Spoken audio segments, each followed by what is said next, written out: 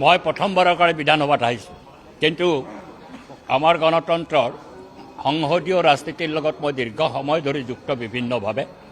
আমি ভাৰতবৰ্ষৰ কোনো ৰাজ্যত এই ধৰণৰ ঘটনা সংঘটিত হোৱা দেখিছোঁ, মাৰপিট হৈছে বা ৰক্তাক্ত হৈছে।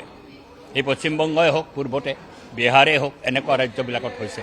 কিন্তু আমাৰ অসম বিধানসভাত আমি যিটো দেখিছোঁ পূৰ্বৰ পৰাই, এটা শালীনতা ৰক্ষা কৰি পেলাই বিতৰ্ক নিশ্চিতভাৱে হ'ব, সমালোচনা তীব্ৰৰ পৰা তীব্ৰতৰ হ'ব।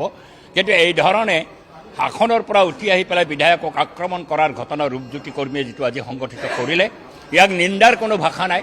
কিন্তু আমি দেখিছোঁ আমাৰ বিধানসভাত উপাধ্যক্ষ আসনত বহিছে, বহাৰ পিছত তেখেতক বুজাবলৈ চেষ্টা কৰিছে আৰু এটা সামান্য ৱাৰ্ণিং দি পেলাই তেওঁক ৰেহাই দিছে।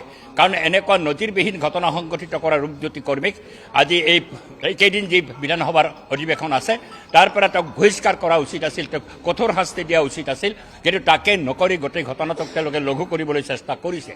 যদি বিজেপিৰ বিধায়কসকল আগবাঢ়ি আহি বাধা নিদিলেহেঁতেন, তেতিয়াহ'লে নিশ্চিতভাৱে অখিল গগৈক আক্ৰমণ কৰিলেহেঁতেন, শ্বেৰমান আলীক আক্ৰমণ কৰিলেহেঁতেন, আনকি আমাৰ দলপতিকো, বিৰোধী পক্ষৰ দলপতিকো আক্ৰমণ কৰিলেহেঁতেন। এই ধৰণৰ এটা অদ্ভুত চিটুৱেশ্যন সৃষ্টি কৰিছে, তাৰ কাৰণে আমি নিন্দা কৰিছোঁ। আৰু ভাৰতীয় জনতা পাৰ্টি আমি কওঁৱে, তেওঁলোকে এটা স্বৈৰতন্ত্ৰ আমাৰ দেশত প্ৰতিষ্ঠা কৰিবলৈ বিচাৰিছে, তাৰ নিদৰ্শনটো আজি অসম বিধানসভাত